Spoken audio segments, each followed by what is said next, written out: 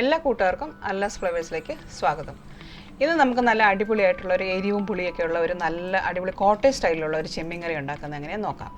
ചപ്പാത്തിയുടെ കൂടെയോ ചോറിൻ്റെ കൂടെയോ കപ്പയുടെ കൂടെയൊക്കെ നല്ല അടിപൊളി നല്ല കോമ്പിനേഷനാണ് ഈ ചെമ്മീൻ കറി. അപ്പം നമുക്ക് ഇതിന് വേണ്ട ഇൻഗ്രീഡിയൻസ് എന്തൊക്കെയാണെന്ന് നോക്കാം.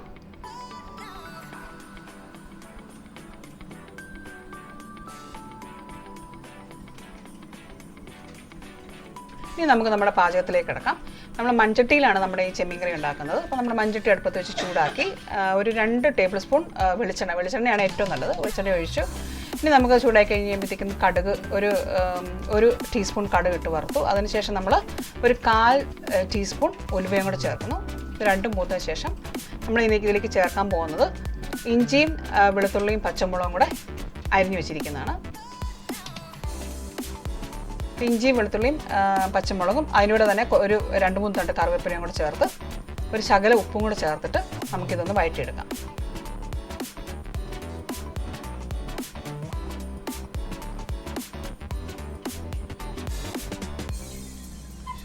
ഈ തേങ്ങാക്കൊത്തും ഒക്കെ ഇട്ടുണ്ടാക്കുന്നത് കൊണ്ട് നല്ല ടേസ്റ്റ് ഈ കറിക്ക്. ഇത് കപ്പയോടൊക്കെ കഴിക്കാനായിട്ട് നല്ല സൂപ്പറാണ്.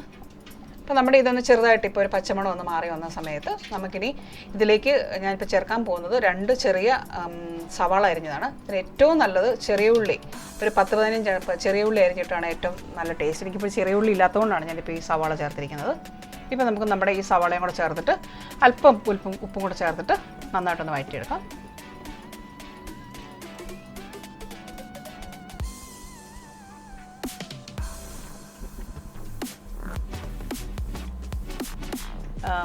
ഞാൻ ഒരു 5-6 കഷ്ണം കുടംപുളി നന്നായിട്ട് കഴുകി കുറച്ച് വെള്ളത്തിൽ കുതിർക്കാൻ വെച്ചിട്ടുണ്ടായിരുന്നു ഓൾറെഡി. ഇതിപ്പോൾ നമ്മൾ വൃത്തിയാക്കി വെച്ചിരിക്കുന്ന ചെമ്മീനാണ്, 1/2 കിലോ വേണ്ടത്.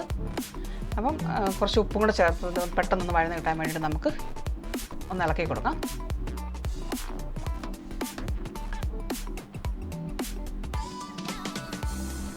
ഇപ്പം ഞാൻ മുമ്പ് പറഞ്ഞ കുടംപുളി ഞാൻ നേരത്തെ പ്രിപ്പയർ ചെയ്ത് വെച്ചിരിക്കുന്നതാണ്. ഒരു അരമണിക്കൂർ മുമ്പെങ്കിലും ഞാൻ കുതിർത്ത് വെക്കും. അപ്പം നമുക്ക് ആ പുളിയൊക്കെ നന്നായിട്ട് ഇറങ്ങി വരും.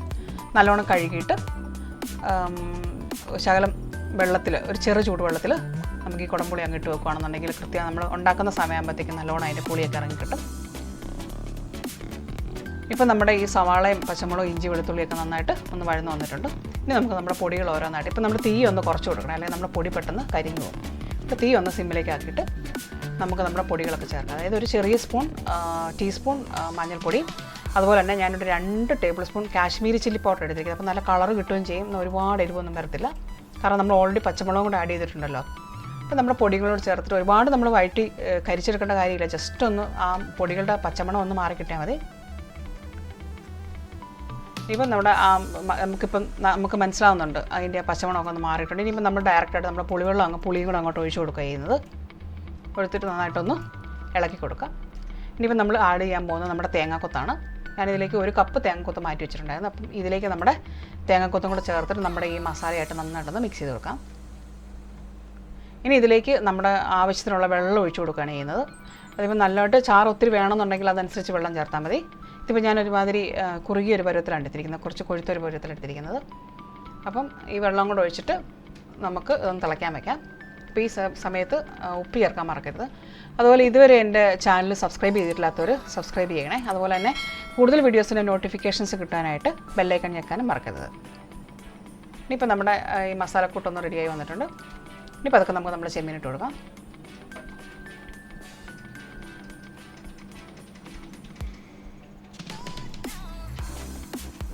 അപ്പോൾ നമ്മുടെ ഈ സമയത്ത് തന്നെ നമ്മുടെ ഉപ്പ് ഒന്ന് പാകത്തിന് നോക്കിയിട്ട് ഉപ്പ് കൂട്ടുകയോ കുറയ്ക്കുകയൊക്കെ ചെയ്യേണ്ട എന്നാന്ന് വെച്ചാൽ ചെയ്യണം. എന്നിട്ട് നമ്മൾ ഈ ചെമ്മീനോട് ചേർത്ത് നന്നായിട്ട് ഇളക്കി ഇനി നമ്മളിത് അടച്ച് വെച്ച് ചെറുതീ തന്നെയാണ് വേവിച്ചെടുക്കുന്നത്.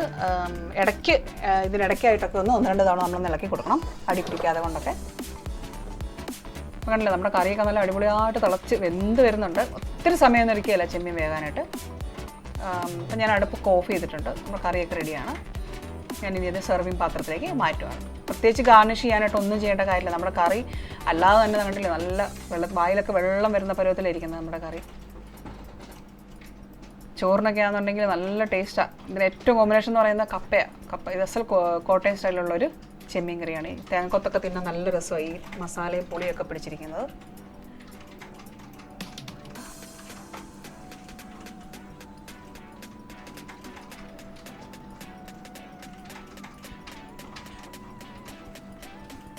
ഇനിയിപ്പോൾ ഞാൻ ഈ ചെമ്മീനും കൂടെ കഴിക്കാനായിട്ട് കപ്പ വേവിച്ച് വെച്ചിട്ടുണ്ട്. ഈ കപ്പയും കൂടെ ചേർത്തിട്ട് നമ്മൾ ചെമ്മീൻ ഒരു പിടി പിടിച്ച് കഴിഞ്ഞാൽ അടിപൊളി.